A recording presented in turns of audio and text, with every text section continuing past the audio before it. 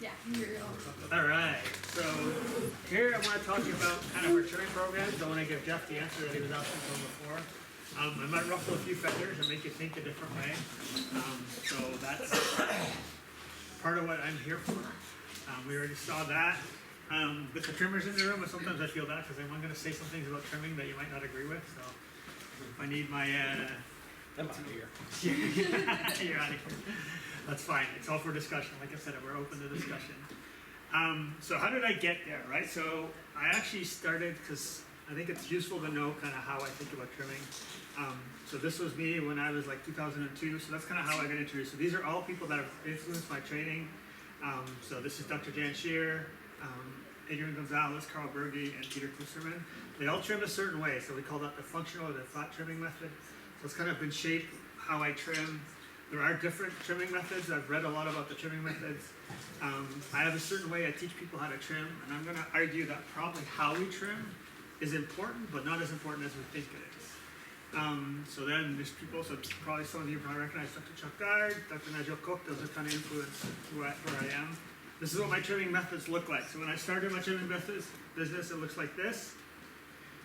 This is when I was actually, this is a picture from New York. Dr. Chuck Gard had me come to New York to figure out how to use a grinder. This is my own cow trimming it with knives. This is with the grinder. This is 2008 still. This is 2011 when I had my own business. I was trimming. This is 2015. And this is like when we do the research project, the data I presented last session. This is what it looked like before. This is what my trimming method looks like right about now. Right? So I don't trim, I trim certain things and I don't trim other parts of the foot. There's certain ways I trim it, and we'll kind of discuss potentially why some of that is, but kind of just to show you evolution. Some of the methods, how I would have trimmed before, I would now train trimmers not to do that, and I get into discussions or disagreements with trimmers about certain ways we do things. But the reason I trim the way I do is I want to shift the weight from the weight-bearing hoof to the non-weight-bearing hoof, and I'm going to move pressure from areas where the cow gets lesions. So the cows get sole ulcers, so I remove the pressure from that area. And I want to maintain pressure on areas where it is, right? So I don't like trimming the medial or the non-weight bearing hoof. I like cows with high heels. So the more higher the heel is, the less weight we're going to have put on the core or on the sole ulcer and white line areas. And I like to protect the wall, right? So I don't want this wall shaping at all, especially not on the inside, because the wall is like the strength part of the foot. So the more weight we have being able to carry on the walls, especially in the toe triangle, the better it is. So that's kind of the reason I didn't trim this part here. Most lesions don't happen here, so I leave as much of this horn as I can. So I only trim a little bit here to get her on her toes, remove the weight, and move forward from there. That's kind of my trimming method in a nutshell. But just some more background, I work with large farms. I do trimming schools. I do a lot with on-farm trimmers. For example, last December I worked with basically a 200,000 cow system where we're training their trimmers and the lead trimmers. So that's kind of how I approach things. And I do a lot of training, but my training, and we were having a discussion at lunch, what I focus on is I want to training, and I train people so they can do the basics really well. And I don't teach them the exceptions. I teach them how do we get a consistent product.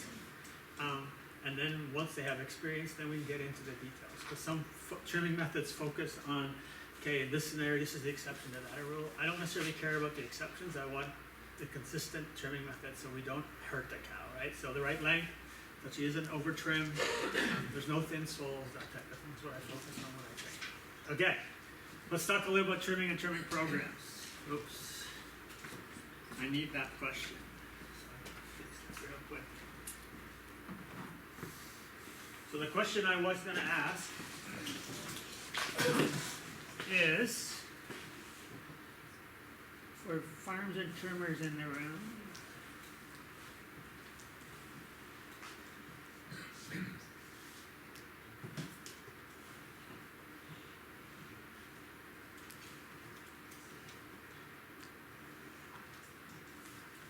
If you want to connect, you use iPhone works. I got my own. Oh, you have your own. I got my own, so it's fine.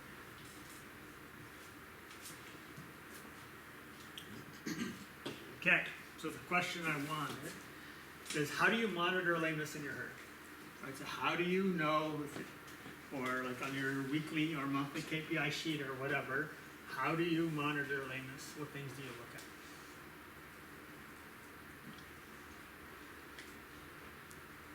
list. We don't have any. We don't have, that's fair, right? So you don't have, you don't, So basically it's when, something is not traveling well enough that, somebody notices in the parlor and they've all kind of taught by the husband what they're looking for, and they just pop her in the pen and we'll take an assessment after that. okay, so that's the individual cow, but at the herd level, like what At the numbers herd do you? level, I don't know if you do anything other than we just have every X amount of days or a month before dry off, they get Okay. trimmed, so So that's- maintenance, Yep. regular maintenance trimming is, Okay, so that's kind of your schedule, Yeah. but there's not necessarily a number like this many cases or, Do you mean like, how do you monitor lameness, like we visually monitor it? Or are you looking for like a percentage, like, either or, like what do you do, so how do you know on your particular dairy that they're doing okay with lameness or not okay with lameness? Marquardt's average 18 lame cows a week. Okay, so that's one way to look at it, right? So number of lame cows per week Yeah. is one thing that you They, look at. they average 18 a week, new cases. Okay, any other things people look at? So basically you're saying how many new cases do you look at? Okay, I'm gonna show you some things we look at, right? So the question whatever the thing you use, the question that's important is, has it changed? So one of the things I look at, if we have lesion data, I wanna know, has it changed? So this is comparing year to year, we can do it by week or whatever, this is just an example. So this is digital dermatitis and foot rot, for one particular dairy. This is roughly, I think, 6,000 cow dairy, I don't remember, 6 or 9,000, one of the two.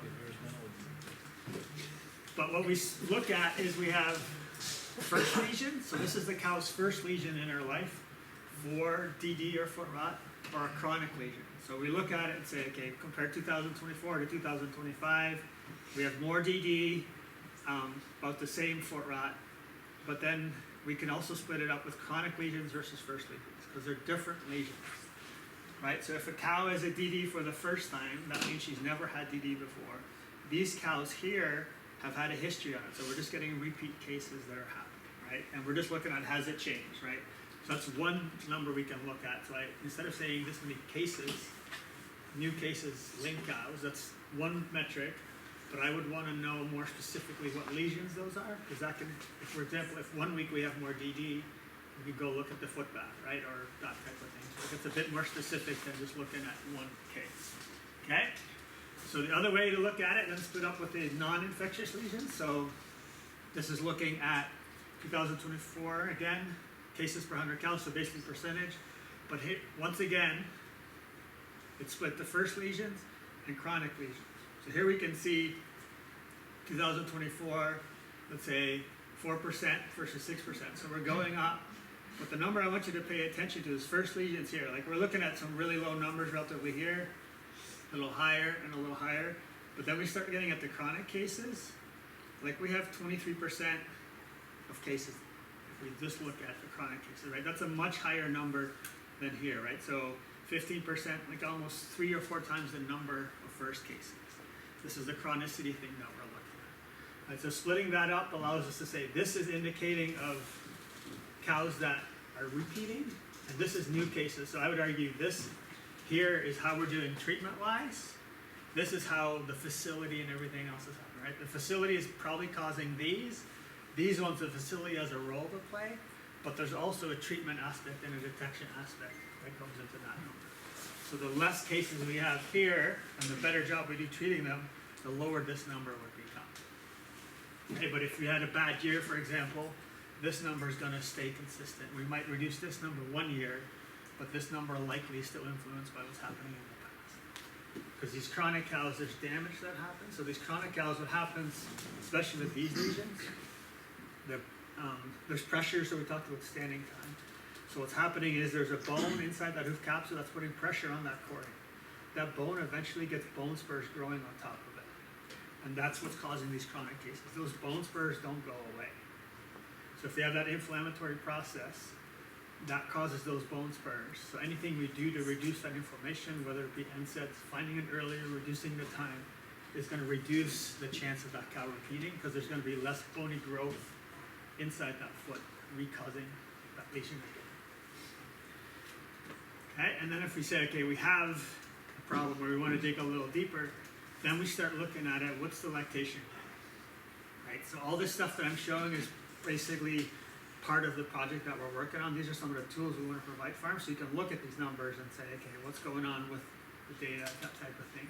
But here, same thing, first lesions versus chronic lesions. But look at the older cows, right? Almost every single cow, some of these are repeats, right? But this is kind of showing, we expect as cows get older, we get more lesions, even the first lesions, because they're the survivors. They're doing well, everything else. But these numbers here, some of these numbers, like I can't get much lower than 2%, right? Not much repeat, but then these older cows, way more lesions happening in these older cows, right? So that's why I think it helpful to separate them out, to say, okay, which cows are we actually impacting, and where's the change happening? Because there's things I might do to change in my system. Let's say we have Novus come in, they make a recommendation. Which cows are they gonna impact? They're gonna impact these cows, more than likely. These cows, they're screwed up already, and we have to manage them with our system. These are the cows, any changes you make. Let's say you put some rubber down, or change your stalls, or change your foot bath program. It's the first lesions that are gonna get impacted. The chronic cows, for the most part, they're just gonna happen because of the changes that have happened to them already. Okay? And then the other thing I look at is days and milk things. So when do these cases happen, right? So if I'm looking here again, cases on the bottom, different lesions. And what I'm looking for is that there are specific periods where these things are happening. So in this period, what do people suspect is happening, let's say 2025 versus 24? Like what changed? Or where are most of these lesions happening? If we look at 30 to 90, 90, and why are these two periods higher?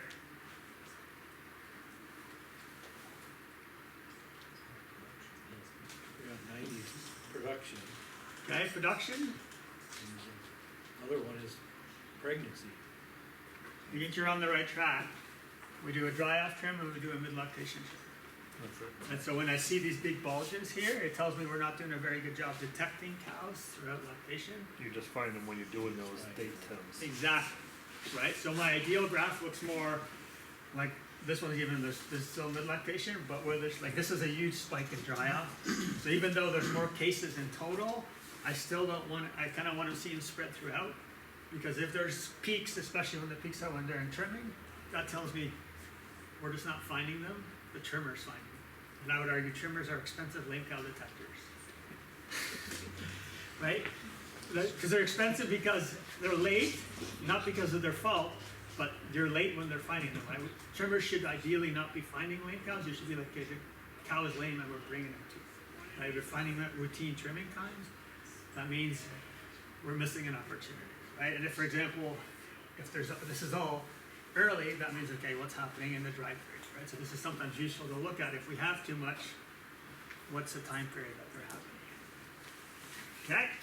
And then another thing, these are probably some of the newer things to look at, is what's the compliance with our protocols, right? So some dairies, what they do is every cow that has a block put on, we want to recheck again in a month. Right, so this is one way we can check that. So this is comparing 2025, 2024. What this is a survival curve. So basically on this side here, we have number of cows with a recheck. So this is the time she was blocked is day 0. So we have no cows with a recheck.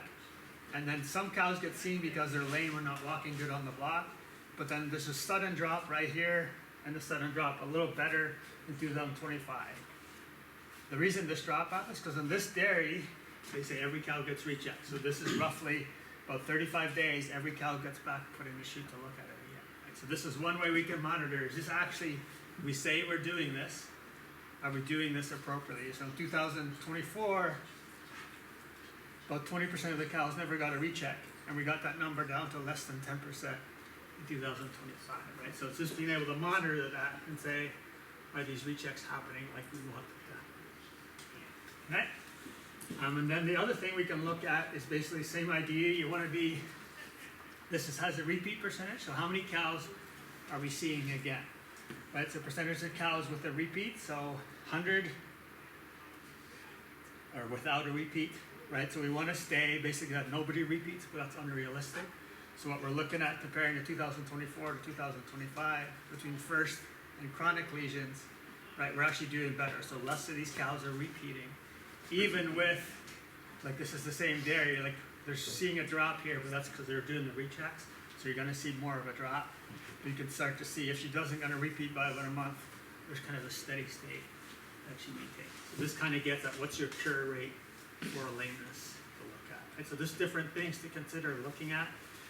Most of the earlier stuff you can get out of Dairy Comp or whatever software you're using. These are more customized things, but I think they measure more some of the things that are important, like compliance, and what's the impact of the treatment we're doing. And if you're into numbers, you can get specific numbers to look at too, right? So on this dairy, like we're looking at 30 days, 14 to 22%. In these cases are regional. Okay, and then the last one is basically base the culling, right? So what's the impact of this lesion, right? So here we basically have, as time goes along here, what percentage of these cows are getting culled. So we have basically your healthy cow. So that means she's trimmed, nothing wrong with her. Just a routine trim. So this is kind of your normal culling pattern, going like this. Then your new lesions and your chronic lesions. So now we can say, okay, within a month or 2 months, what percentage of cows are culled? Right, so this is another metric we can use. Okay, what's our culling risk for specific lesions, right? We can see these chronic cows, they start up, go up higher, and then they kind of peter out. But if you want to look at percentages, for example, in a month, for your normal cull risk is about 4%, whereas for new lesions, you're about 8% higher, and for your chronic lesions, you're about 12% higher for these cows, right? And then we can start saying, is that, we can monitor that over time, we can monitor those trends. Is it different for different lesions? If I graph this was for non-infectious lesions. If I do this for digital dermatitis, the lines are basically the same on most areas. There's really no impact on culling for digital dermatitis. But some of these non-infectious lesions, there's a pretty good impact. And some dairies, like the chronics, do a lot worse. Sometimes the chronics and the first cases are basically the same. So it gives us a sense of like how are they doing. You want to be as close to your normal cows basically as possible. Right, and the reason we're seeing kind of a bump right around 60 days, because these are all dry off trims, the majority of these trims, so then we're seeing some transition and stuff happening, right? That's what really, what's important is the difference between the two lines. Right, so that's some ways I think we should be looking at monitoring lameness to get a sense of what's actually happening that have some outcomes. Okay, so we talked about monitoring, but ultimately we're going to prevent lameness, right? So how many times should cows be preventively trimmed in a typical freestyle barn in your northeast? Never, once. So how many people say never? Once a year. We have 1 vote for once? 2. Okay. 3 or more? How many depends? Depends. Got some depends. All right, so let's talk about it. Okay, so let's talk a little bit about it, because this gets me in trouble sometimes. So it's going to switch topics to take it out. How frequently do you go to the dentist for a routine visit for your cleaning? Twice? 2? Okay, for those of you that go less than, so how frequently does your dentist want you to go? Every time they get paid. Every time they get paid. Okay, right, so I get into this argument with trimmers all the time, because most trimmers I work with want to be, like some trimmers are now recommending 3 or 4 times a year, okay, for trimming. And I already kind of stated my bias that trimmers are expensive lane cow detectors. And I'm going to tell you that if we go to if you trim more frequently, your lameness is going to go down. The reason for that is because now we're trimming the chronic cows more frequently, and they're getting addressed more frequently. Yes? With that information, are there data that are financially associated with trimming more times a year and the output of the cows? Hold on for a second. Okay. We're gonna get there. Okay? So why don't you go? Because he wants more money, right? So if I look at the evidence, so I told you I was evidence-based. If I look at the evidence for how often we should go to the dentist, right? Adults, so there's little to no difference between risk-based, so saying, okay, you need to go because you have bad teeth or you have receding gum lines, or if you just go every 6 months. So going twice a year or going when the dentist tells you to go because you have risks, basically. When we look at cavities or gingival bleeding and everything else. So basically, go when it's necessary, not routine. Having said that, I still go twice a year. Okay? Same thing if we look at scale and polish. Adults' routine scaling and polish treatments make little or no differences to gingivitis, probing, depth, and everything else. Right, so the question then I have is, are trimmers like dentists, right? Somebody said they want to get paid. we all wanna make a Like I said, living. every cow ought to be looked at twice a year, that's Okay. my goal. Yeah, that's your goal, right? And then what's the evidence for it? I'm not saying trimmers are like dentists, but I want you to kinda think about it. We have trimmers every 4 weeks, but they're all looking at cows every twice a year, and in that rotation, then some of those other cows that have meat come back too. Yeah, right, and we're gonna talk a little bit about, so what I'm gonna advocate for is that I wanna make decisions based on data, and I want you to think about fine tuning your trimming program, right? Because I would argue some cows could probably get away with, like somebody said, it depends, like once a year. Some cows needs to be 5 times a year. So let's figure out which cows need which and make it the program for that cow, okay? So if I look at basically, so what I like to do, well, not like to, I want to be able to stand up here and feel relatively confident that the advice I'm giving you is backed by some data. So what I do for that is I go into the literature and say, okay, give me cows, give me the intervention being trimming, and then what are we comparing it to and what's the outcome? Trying to get at your financial aspect. If I do that for trimming, so this is where I go look, enter these terms. If I look at how many studies actually exist, so there's 517 that fit the search terms, kind of my Google. 136 of the title trimming, 29 abstracts actually talk about doing live cows, and then in languages I can read, so I can read Dutch and English, and maybe a little bit of Spanish. But if I look at are associated with health and productivity, there's now 13 papers that look at that. If I then look and see how many tell us when to trim cows, only 2 of those studies actually say the timing of cows. And those 2 studies are listed here. One's done in Sweden, in a pasture situation where the question was, does it make sense to trim? Exactly, that's the reaction you should have, right? And the other one was done in Florida in a dry lot scenario with 333 cows. Right, so there's a lot of data to support what we're doing. I would say there's nothing we can really take. Okay, so I'm like, I wanna make decisions based on data.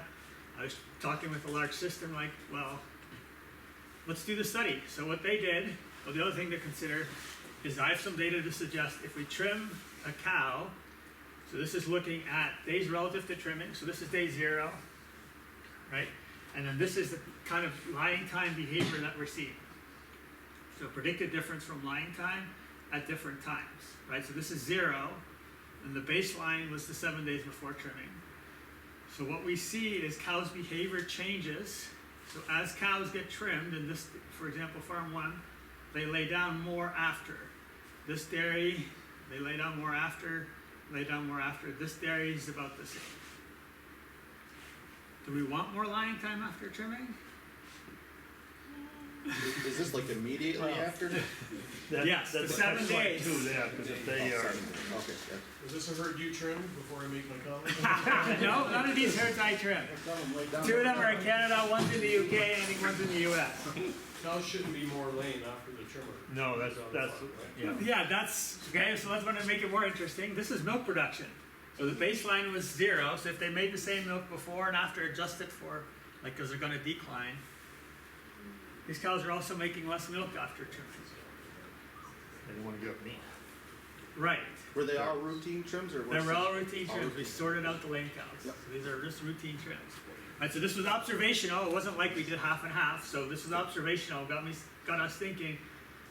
Basically, my theory is we're changing their behavior. Right. So this is the day of trimming, basically. So they're lying, like they're not lying down the day of trimming, and then they're compensating for the couple days after. Right. But that's the same behavior lame cows have sometimes. Right. They're going to lay down more, or their bouts are going to change. This farm here. So most of these farms brought big batches of cows. This farm here brought 1 or 2 cows to the trim chute and then send them back, right? So there's time away from pen comes into play here too, right? So there are some things happening here that before we did some of these studies saying, okay, maybe there's, if I'm gonna trim a cow, I'm gonna change their behavior, which is maybe not a good thing. I might introduce milk production loss, also not a good thing. So why, if I'm gonna trim a cow, I wanna make sure that she's gonna benefit from that trim to get at the economic benefit of it. Okay, right, so for me, I have 2 goals when I trim a cow. I wanna treat lameness and I wanna prevent lameness. Okay, so the ultimate question to get is how much lameness are we preventing when we trim a cow? Okay, when I think about, look at these lameness, if I look at some of that data, right, this is over, roughly represents 200,000 cows. In first lactation, the overall number of new lesions that I get sole ulcers and white line is less than 2%, and then it increases with lactation. The chronic cases, we again gave that away, we get a lot more of it, right? So if I'm gonna influence this number, how much lower than 1% do you think I can get? Hard to argue, right? Can I get lower in these categories? Maybe, maybe not, okay? But I would argue it's a chronic old cow problem that we're dealing with. So here's the question. So Jeff was saying this, if you trim 100 cows without a history of lesions, so basically a healthy cow, how many lameness cases are you preventing when we trim? What do you think? So if I trim 100 cows, how many lameness cases are we preventing? All of them. All of them. So you're preventing 100 cases of lameness? I've seen cows walk off the table and step on something and be lame right after they leave. Especially the grates that we have at the Okay. courts. So you're saying there's something else? Oh, yeah. So what other people think? Jeff, you must have an opinion if you ask me the question. No, I really didn't. It was a curiosity. I'd like to think you prevent half of them. Okay? So 50, you're preventing lameness on 50 cows. Yeah, 25 or 50. Okay, I'll pick C. the big C. 80 to 90. All right, let's see. So what we did several studies. I'm gonna tell you about the first lactation trimming study first. So what we did, one site, manure solids herds, 9,000 cow dairy. This is the Midwest, and even though this, like you mentioned, overcrowding in the Northeast, this typically is up to 50% overcrowding. So commercial operation, mattresses. So it's not by no means the perfect system. Okay, they use on-farm hoof trimmers that have routine training, but like any trimming, there's variation in technique, right? So yes, but there's different trimmers doing the trimming, and they were allocated calving. So basically, they get calved, and they basically got put into get trimmed or not trimmed at mid-lactation, and they all got to dry after. Okay, if we look at the numbers, so not trimmed was about 5,000 cows, trimmed was 3,800. The reason this one's a little lower here is because they fell outside the window, because what trimmers do, I don't have enough cows this week, I'll advance the list. So we had to pick a date, time window. So this was roughly 114 to 120 is when we hit them. So some of these cows got trimmed outside that window.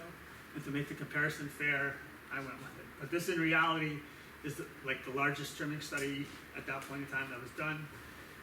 The lesions we were interested in was basically these four. So digital dermatitis, white line, sole ulcers, and thin soles. And then the outcome we looked at was basically time to next trim, right? Because we're recording when does she get trimmed again. Because the theory would be if we don't trim them, they're gonna get lame or faster. So we're gonna have a shorter time till the next trim because they get identified lame. Or we're gonna have more lesions at dry off trim because we didn't catch the lesions or we didn't prevent the lesions that were happening. Does that make sense? Okay, so what we did, so if we look at days of milk and enrollments, the no trim I set, they were all enrolled at 117 days. Went forward, this was the average for the trim. Age of enrollment, roughly the same percent jerseys, so these are crossbreds with some Holsteins in it. But basically the same, groups are very similar. Okay, this is the outcome, right? So if I look at what percentage of cows had a lesion at their next trim, there's a 1% difference between the two different groups. So I trimmed 100 cows and I prevented one lesion in those 100 cows in first lactation. Okay, so that's not the number you were expecting.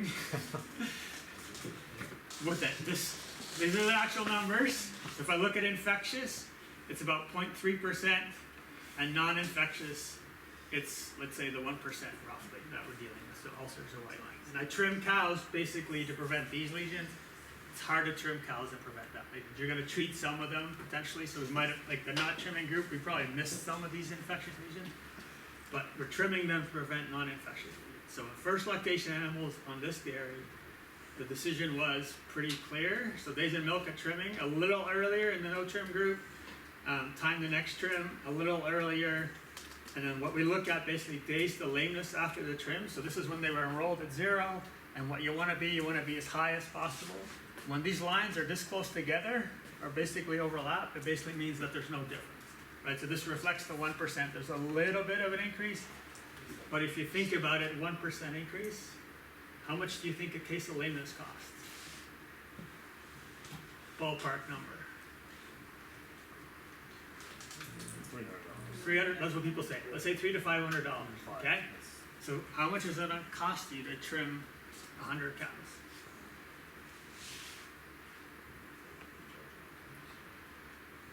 Let's say they charge $15 a cow. So you're spending $1,500. And with 1%, you're preventing 500, let's say 500. So to me, the break even, you need to be around the 5%. Right, to break this, get your cost equal, you need to be about a 5%, which is probably lower than most people think it would be, but you need to be about 5% to break even with the trimming. If we're just looking at solely cost versus input, right, there's other arguments we can make for trimming, but if we're just looking, what's the economic impact on these first lactation animals, the outcome was about 1%. Okay, we can look at the hazard ratio, but because I had 8,000 cows, or 8,000 cows in total, if you look at the significant, like this actually doesn't turn out to be significant, but the numbers, like that's what they are, right? So not a lot of, so the risk of having a lesion, depending on what category you're in, there's your 1% difference that we're dealing with. Quick question, were these are all housed in the same facility? Yes, And what bedding and manure solids. manure solids? So, and thin rubber mat. So visually, how did their feet look compared? Just curious. Great question, right? Yeah. So the comment from the trimmers was, because we did this, I do this dairy, I do a routine, like annual check-in meeting, and their comments that the only thing the trimmers noticed that their feet were longer. Gotcha. Not extremely longer, but they were just longer when they looked at it, right? Which is what you would expect. This is like a larger dairy, so there's more walking, so there is wear. But yeah, they just looked longer, but it's not like they had a lot of problems. The trimmer says, yeah, they look longer, but they don't have problems. It's kind of what the trimmers reported back. Okay. Gerard, just a question, I'm trying to get my brain around this. Wait till you see the next one. So the conclusion, I guess I would draw is that the 2-year-olds just aren't at high risk, so intervention doesn't really do much. Exactly. But I'm wondering, so if you're changing, so if you're changing how they stand, if you would also see that, I would like to think you're gonna see a difference in the second lactation, right? Okay. And none of them were trimmed pre-fresh, right? None of them were trimmed pre-fresh. So these animals, just so a little bit more background, these animals, most of them in the Midwest, what happens, a lot of animals are raised in Kansas and Texas and then come back. These were raised in Arizona and came back. So to get at Jeff's question, okay, that's exactly what the farm said. The farm said, okay, based on that data, we're not gonna trim our first lactation animals. What about our second and third lactation animals? And I'm like, I don't know. I think it's probably gonna be a little higher risk, but I would try to answer the same question. So they did another study looking at second and third lactation. They were hesitant to do it in fourth and fifth lactation because some of the data that I showed with those 200,000 cows is from the same system. So the risk seems to increase by lactation. Right, so like you said, the higher risk, maybe we want to keep intervening on those animals. So they decided, let's look at the second and third lactations. Well, let's do it on multiple sites for this one. Okay, but same thing. This is key, right? So we're selecting cows based on records that have no history of lesions. We're not ignoring. We're continuing what we were doing with the cows that had a history of lesions. We know you're a problem child. You're going to get treated like a problem child and go in the routine program. Right? So we're just talking about healthy cows. So this is key. Same thing on farm trimmers, and they're allocated weekly. So basically, because we're doing this, if you got a lesion before that time period, you don't get to enroll the study. You got enrolled basically the week you're eligible for your mid-lactation trim. If you didn't have a lesion prior to that, then you got enrolled into the study. Okay, so when we did that, now we're looking at about 13,000 cows and 18,000 cows in the trimmed versus not trimmed group. So huge numbers. Enrollment days in milk, roughly the same. Lactation breakdown, roughly the same. Percentage trimmed at enrollment. So we didn't, it's not like we said you can't trim these cows, we just didn't put them on the trim list. Right, so every week they would get enrolled. So 5% of these cows got identified by the farm staff saying you need a trim because they were looking for lameness, they had long feet, whatever the reason was. And basically everybody on the trim list got trimmed because they were on the trim list. Okay, percentage jerseys, a little difference between the not trimmed, but probably not something I'm worried about. Then if we look at the cows that were trimmed, so in the not trimmed and trimmed group, basically, if we look at the lesion prevalence, you're gonna see more in the not trim group because these cows were selected because the trimmer, somebody on the dairy thought they needed to be looked at. And this is kind of the normal number of lesions we see. So 4% of cows, just at routine trimmer, finding lesions. So, but if you look at the difference, right? So if we assume these groups are roughly equal, there's at least 400 cows that we missed lesions on by not trimming them. Okay, so that's something to consider. Most of the problems seem to be infectious lesions. Non-infectious is relatively high too. So both of them are common. So if we just look at when's the timing of trimming then, of the first trimming, right? So these not trim, the trim group should all be trimmed roughly at the 117. And this is the timing for the first trim of the not trim group, right? So if this was a problem saying we missed a lot of cows that were laying, we should see another peak here with the blue or purple. But it's basically saying the first time that these cows got trimmed here, so the farm staff keeps finding some of the cows that had a lesion and needed to be trimmed, and then they start seeing the dry off trims happening. Okay, so basically this tells me the enrollment is good, and it's not like we're seeing a peak right after, so it's not like we're preventing lesions here, and these cows are just kind of motoring along until they get to the dry off trim. Okay? So if we look at the timing of the second trim, so what the outcome is the same, right? So how long till their next trim, and what lesions did they have? Basically 10 days earlier, which makes sense because we're finding some of these cows.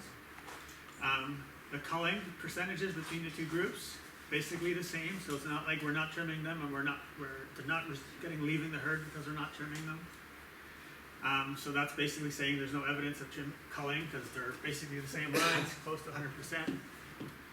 Okay, but we are seeing a 4.5% difference in lesions versus trim. So here we're saying it's lesion prevalence. So this is the not trim group, about 18% at their next trim, the trim group about 13%, right? So when we talk about the 5%, we're getting close to that 5% in this scenario. And then if we look at the difference, the time to lesion, because we have a bigger percentage, we're starting to see some separation with it there.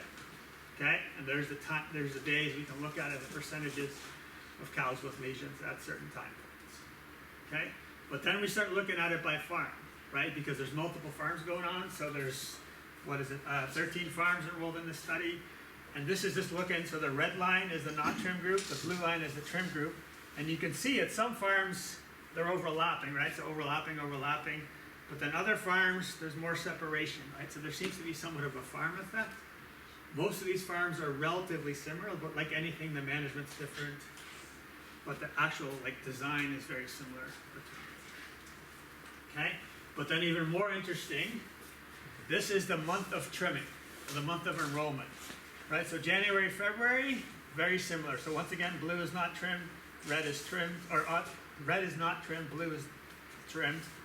So basically the same. Start to see some separation in April, but then we get to the heat stress month. And then we get back out of it, right? So there's a seasonal impact of what time of year you're in. Trimming seems to have a much bigger impact in the hot months than it does in the cold months. And this was the interesting part, right? Since we have so much data to the study. We looked at this data here in April, and oh, that doesn't look like there's anything happening. Then we looked at it again in June, I'm like, hold on a minute. So we ran it till August. The reason these drops are happening, because I ran this data basically roughly in November, we analyzed it. So that's only about 3 or 4 months after August, so that's why the drop is happening. But there is definitely an impact in these summer months that's happened with it, right? So then if we put it all together, put all the month and everything in the model, you come up with this risk. So there's higher risk of lesions. If we look at the actual lesions, interestingly, of the 4.5%, about 2% of it was due to non-infectious or infectious lesions, and some of that was foot rot, which I don't have an explanation for. A lot of it was foot rot, which you think foot rot should not impact that. Then if we look at non-infectious, so this is the one we care about for trimming, it's just under 3% difference between the units. Okay? So now, if we think about that with the other data, what do we do with that? And what decision, if you're a dairy, what decisions would you make?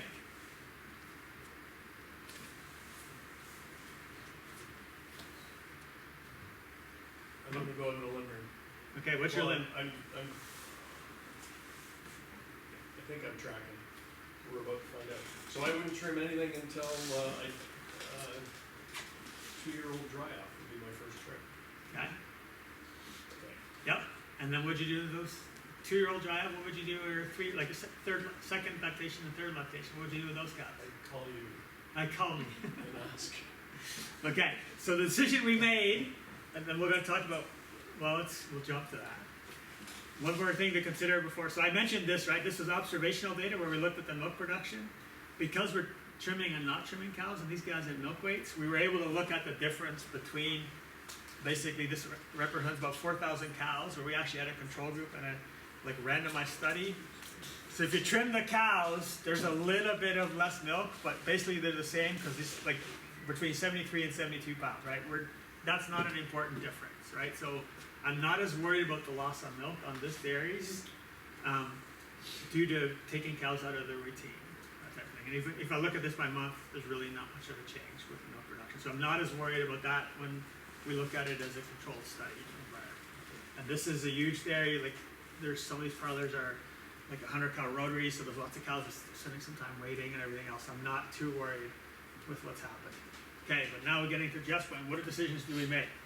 Right, so we have two, I think to me the answer becomes it depends. Depends on what lactation stage she's in and where she is. So the decision we made on this dairy was we're gonna trim, not first lactation, we're gonna get a dry off trim. Okay? Second lactation and third lactation, we're gonna get a mid lactation trim starting in May till August, and then not for the other months, because their data would support that. And then fourth, fifth, and sixth lactation, we're just gonna get the mid lactation program and the dry off program. Right, so this is where I think we need to start thinking about our trimming program. We need to become a lot more strategic with our trimming program. Instead of saying everybody gets twice a year, let's start thinking about these groups of cows we have, right? So we have these healthy cows, we have these newly lame cows that you've just found, we have these cows that need a recheck, and we have these chronically lame cows, chronic being she had at least one case of lameness, because to me that makes her chronic. And this is an example of the bony changes that I was showing. These are kind of like the spikes that some of these cows have on the bottom, right? So when we talk about locomotion scoring, and we score 3 cows, and we pick them up, and there's nothing there, they're walking like that because basically they have a rock in their shoe, and that's what they're walking on. That type of thing, right? So think about these 4 groups of cows, and I would argue how we trim these cows is different in each of these groups, and even within these groups, it might be different. Okay, so let's look at the healthy cows first. Right, so this is where I was talking about the trim list. I want to be able to look at the trim list so the trimmer knows, okay, she's long, that means she's long day since trim, right? She hasn't been trimmed in the last year, for example. She's a dry off trim, right? Sometimes it might be a mid lactation trim. So that's kind of what we're looking at. Set up specific criteria for the dairy we're working with, right? And that's going to be different depending on the dairy and the environment that you're having, right? So if you have lots of wear in your environment, I would say maybe once a year. If you have not a lot of wear, twice a year, right? So it depends on the environment you're in. If I'm on slats, mattresses, I might go twice a year. If I'm on sand or I have a long walking distance, I'm gonna go the once a year to start with, right? So it kind of depends on the dairy. There's not a canned answer. Use the data. Every cow probably needs at least one evaluation or trim per year, so dry off or a year. So if you have a D&B cow and she stays around for 700, 600, 800 days, she should still get trimmed every year to make sure she gets done. And then I would probably focus based on the data, consider a mid-lactation trim in summer for my older lactation 2s and 3s. You mentioned trimming, like in instances where cows are walking long distances. Have you looked at what distance is considered too long? Like, what is the, for cows, what's the distance you consider to be too long? Too long? I don't think I don't know that answer. Yeah. I let the cows kind of, like if I look at the data, says if I have thin soles anywhere, that's too long. Okay. Right? Because then I don't want to touch them, right? Because trimming them becomes, I don't want to throw trimmers on the bus, but it's really hard not to touch a cow's foot when they're in the shoe. Right? Because there's an inclination to turn the grinder on or take some horn off, and I don't want that. The biggest thing when I'm teaching things is I don't want you to make a thin sole cow. So if she doesn't need to be trimmed, I want to create the impetus that we don't touch that foot. And one way to not touch the foot is to not put her in the chute. Right? So this, when we think about these healthy cows though, right, it boils down to we still need a system to find the lame cows, right? Because if your system has days in milk and all the lame cows are being found by the trimmer, you're not a good candidate to skip some of these mid-lactation trims, right? Because then the trimmer's finding those cows, and unless you have a system to find those cows, you're just gonna wait longer and increase your duration of disease, right? So it's not, like, don't get me wrong saying Gerard Cramer says, don't do a mid-lactation trim and don't worry about finding lame cows. The message is, if you are good at finding lame cows or have a system, consider adjusting when you trim your healthy cows. Because probably the return on trimming those healthy cows isn't as much as we think it is. Right? So that's for the healthy cows. And with most of our management systems, we can adjust that and say, okay, you're a healthy cow. Today is April or May, we're gonna trim you. Today is September or December and it's freezing outside and there's no stress on these cows. No heat stress on these cows.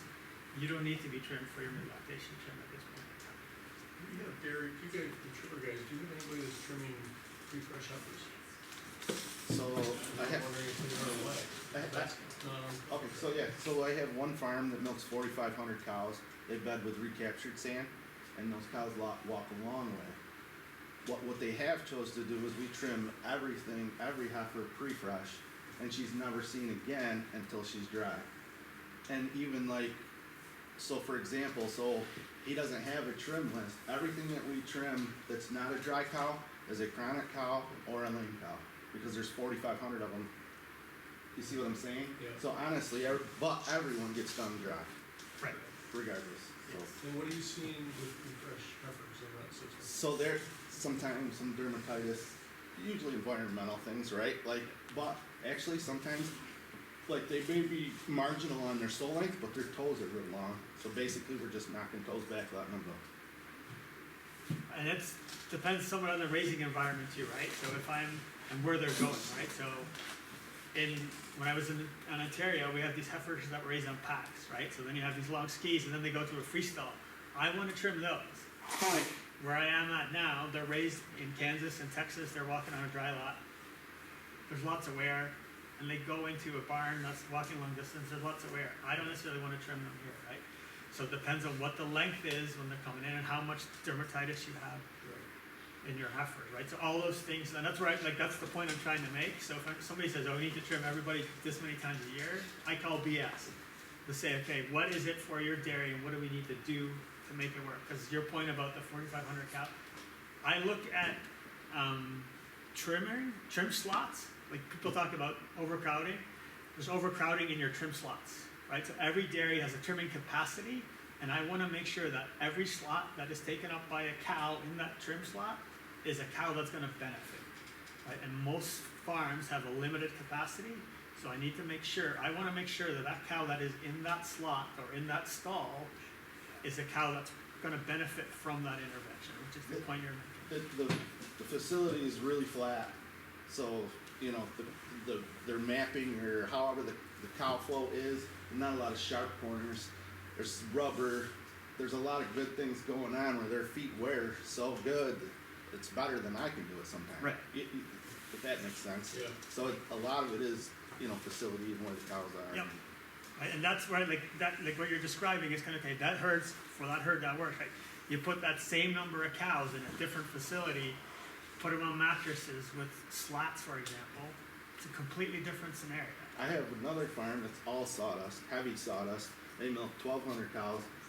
Some of their cows, their feet will grow like crazy, and some of those cows need 3 times a year minimum. It's just like, and then you're doing it like, because then you like when the cows are walking with these skis, you're not necessarily doing it to prevent lesions. You're doing it so the cow's comfortable walking, Yes, right? Because it's awkward to walk like that, right? So there's different reasons for doing it. Lesions isn't the sole outcome, so that's where your question, like how long were they? That all has a role to play. So a singular, I loved your answer, that was awesome. So it'd be toe length on pre-fresh heifers, that would kind of be the big metric to be thinking about. Toe length and what kind of, because sometimes I want a bit of toe length on my heifers, depending on the environment they're going in. one thing I have noticed over the years is when that heifer comes in, say for example she really legitimately needs a trim. She has big feet. But I will notice this, when she has her first calf, the anatomy of her back end changes, and she carries her weight different after she calves, and sometimes you'll see some hemorrhaging, where if you'd have left her alone, maybe even if her feet were big, let her calve, let her establish what she's gonna be, and then trim her. It's tough sometimes. Yeah, right. Hemorrhages on first lactation animals are very common. One study we did, almost 70% of animals, first lactation animals had hemorrhages, right? And these were animals that weren't trimmed, but they also weren't long coming in, right? So it's the adjustment period with it happening. And that a hemorrhage is an indicator of some inflammation happening at that point in time. So then you're like, okay, what's the impact of that? We don't know, but those animals, trimming them would not have changed anything because they weren't long. There was not much to trim. Even trying to do the model, there was nothing there to model at that point in time. I'm sorry, are you referring to a foot hemorrhage or a uterine hemorrhage post? Foot hemorrhage. A foot hemorrhage. Basically bruising coming from the P3 on the core. They usually come together. Uh, That's stress related. standing time related, I would Yeah. argue, right? It's adjustment coming from not knowing stalls in most scenarios to now knowing how do I lay down in this environment. And then what happens around calving, basically, if you think about P3, that bone inside the hoof capsule is hanging there basically with ligaments. And at calving, the same hormones that cause the pelvis to relax, to push the calf out, those same ligaments hold up, the same type of ligaments hold up that bone. So when they get relaxed by relaxing to move the calf out, the same thing happens to the feet.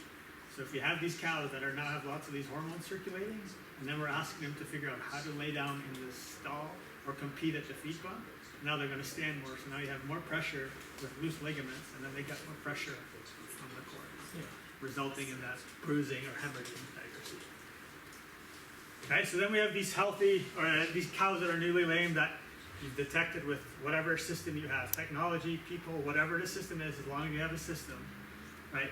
And this is where I would argue the trimmer needs to know this is a lame cow, right? So this cow 9001, she's a lame cow. So if I ever in my chute, I don't see anything, I probably would get my hoof tester out. Okay, somebody flag this cow. Let's spend a little extra minute to say, okay, what's going on with her? Is it upper leg? Is there something else going on that we missed this trim, right? Okay, and this is just a list out of Dairy Comp where we created this based on criteria, right? So we talked about that before. Have a system, treat immediately and appropriately, right? And this is kind of showing the inflammatory cascade, right? So what's happening, this is a cow that most trimmers would say this is my hoof capsule pulled off, but this is the damage that's happening here. But if I look at the hoof capsule, that was just a little bruising or hemorrhage that you're seeing. And you already have this chronic damage happening here. So what's happening with this pressure on the corium, basically this inflammation, these bony changes, and if enough of that happens, we end up with these ulcers or white lines there.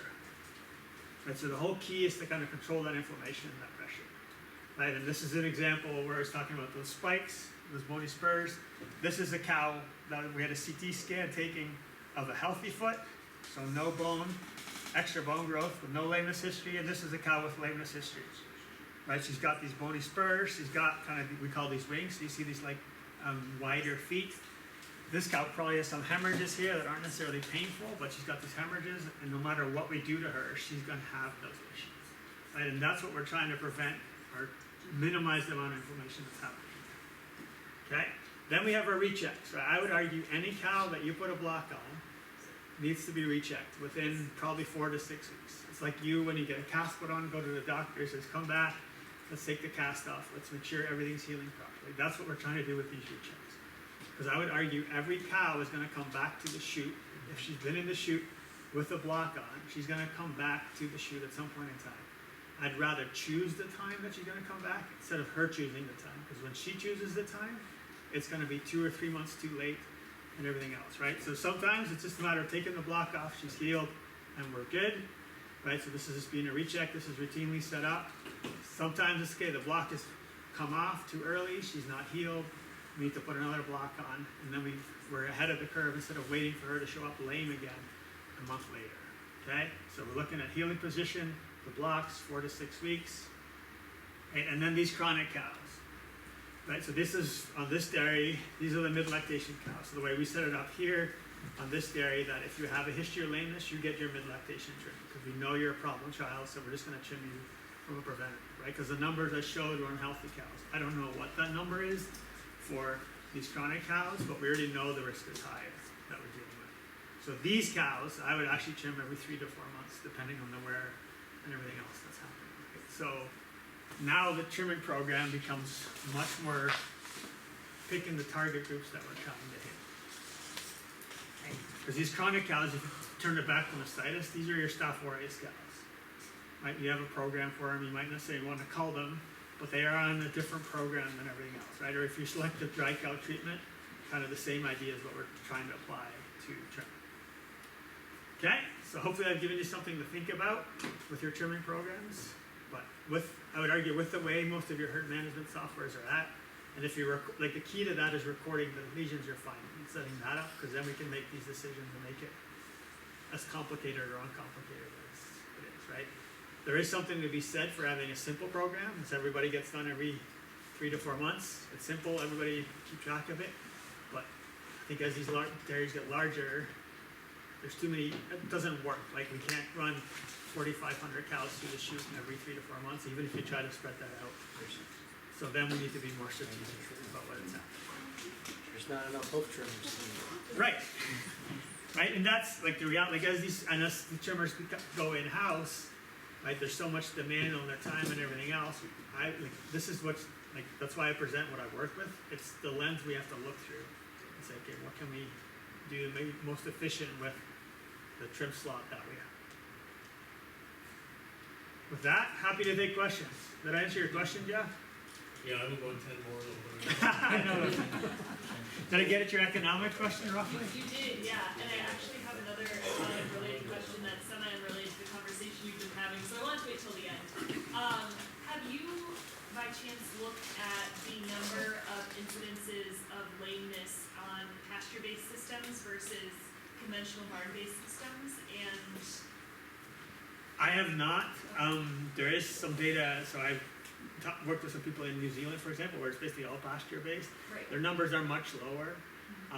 So yeah, there's gonna be lower, and that's like even when we look at some of the Novus data with like California, like dry lot systems, you're gonna have less of it. Right. Just because less time on concrete. That's like basically where we're at. It's if we get cows off concrete, we're gonna have less lameness, or they're gonna less lameness and better chance to recuperate, right? So if we look at some of the lying time data, mattress versus deep bedding is probably the same for healthy cows, but as soon as they're lame cows, then we start to see the divergence of stuff, right? So in the pasture scenario, you probably have less of it to start, but if she is lame, she's probably going to recover faster because she's laying down and getting up on a softer surface. The counter to that is in some of these larger systems, for example in New Zealand, the walking distance is so much that now if she's a lame cow and she gets stable or gets a white line, she's going to lose body condition real fast unless we keep her closer to the parlor, right? So yes, they might have less of it and they recover faster, but if we don't take them out of their mob and put them closer to the parlor, then we're dealing with basically similar impact on the cow at that point in time. Gotcha.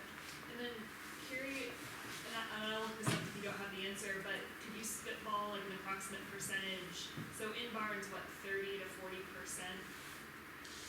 issues, like foot issues over the course of the life of the animal? Over the course of the life of the animal? Yeah. So I would argue, like, based on, like, your Novus, like, you're basically presenting, like, 15 to 30% is kind of the prevalence of lameness. If you're to split that up by lactation groups, Gotcha. it's gonna be higher in your older cows, right? But there, two things are going against them. They've had more chances of chronicity happening. So part of that, what we're seeing, they might not necessarily have had a lesion, but they had chronic, anytime she calves, she's gonna have inflammation basically in her foot, so there's more bony changes. So like, just like I don't walk the same or I don't run the same now than I did 10 years ago. So some of that is just wear and tear on the body, right? So I'm turning 50 in like 2 days. But yeah, right? So there's things like that. So I don't want to necessarily say we have more problems in older cows. Yeah. We do, but some of that is so dependent on like the history and everything else, right? So in some barns, like the one, like if you look at the numbers, it's 100% of cows. It doesn't mean that every single fifth lactation cow has a problem. It just means there's a lot of repeat customers that are going through the chute at that point in time.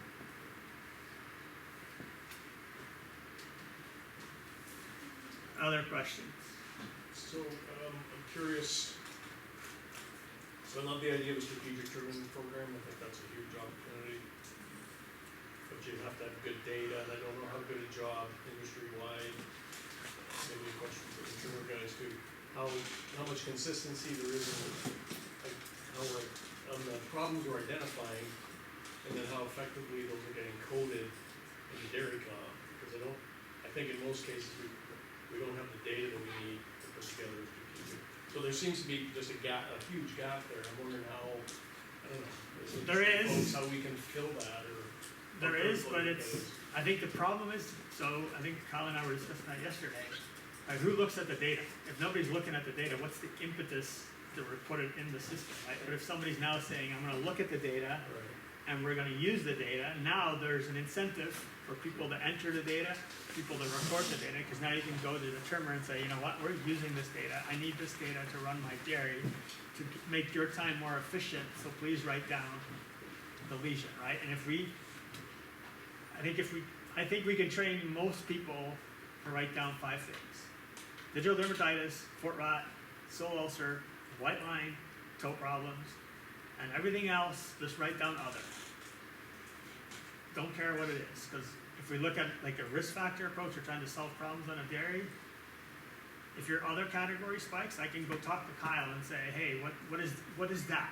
He's like, oh, it's all this. I'm like, okay, good, we solved the problem, right? But those other lesions, we can go and look at the data and say, that's there. And then if we can do that in the background, you can say, okay, well, that's an infectious lesion. You stay on your healthy cow grid, but this is a non-infectious lesion. You're gonna go on the chronic list and that type of thing. As these farms get bigger and you have an in-house trimmer, it's easier to. Right, track sure, it. yeah. I know more about our courts now, because I'm there 4 days a week, than I do with my smaller farms. Right. So it's easier as they get bigger. And there is like, I'm not sure if you're using it, but there's like electronic recording systems now. And most of them we can set up that they integrate with the software, so they can compute, the trimmer can put it into their system, they can use it for billing and history, but it can get sucked into dairy comp, and then we have that data sitting in there. So yes, it's a barrier, and I can walk on basically any dairy and improve the system. But I think we just need more people that are using the data, because then it becomes, there's value in it. People say, okay, I'm gonna record it because now somebody's asking for it, or we're actually gonna use it. Right? Why write something down if nobody's gonna look at it? Right. Like, that's why I kind of presented, like, what are you looking at to monitor your lameness? Like, those tools that I presented, like, there's few dairies we can do that at, but the dairies that we're doing it at, like, we're making decisions based on that data. Like, we found, when we set this up on several dairies, we found issues with the way their computer was recorded. Because I'm like, listen, you're saying you're doing this, but your data shows that these cows aren't getting rechecked. Why is that? They went looking and said, oh, our computer coding was off. Right, so one of the examples was they code every foot rot cow gets re-seen after 3 days because they don't use antibiotics on foot rot. Like, that's not happening. And they figured out, well, the computer was running, the command was being run at 11:59, and it's saying looking for foot rot cows today. Well, if there was another thing happening on the computer, then it got run at 12:01, and then it was no longer today. So then it was missing the cows that had a foot rot the day before. Right, so just little things like that, if we have a protocol to look at the data, and we can catch issues, especially on these larger dairies, now you're like, okay, this is valuable because we're identifying cows that are falling through the cracks. Like these systems are dynamic and things change. So. That would be as part of extension. Sometimes I need projects, and actually I can write grants to do certain projects too. Time to help set some of these things up, and that'd be something I'd be interested in, either working with trimmers or working with dairies to try and set up, a better way to use the data on the farm, working both with the trimmer and the dairy. And I probably need your help too to help get that. Those resources exist. I have a document that basically says this is how you set up lameness Yeah. manager and dairy farm. Right? Yeah. So, and there's for other programs, it's very similar. Yeah, if they need more support or further, something that I think would be interesting and moving more into the data side of things. So hopefully, with all this AI stuff too, we can be pulling better reports, Yeah, right, that's, so there's some of the Incorporating. reports I showed where Yeah. I'm pulling the data out of dairy count, cause I can't do that in dairy count, and I'm running it in a stat software, just, Yeah. but once it's set up, like, one of those reports, we run every Sunday, that report gets run automatically in the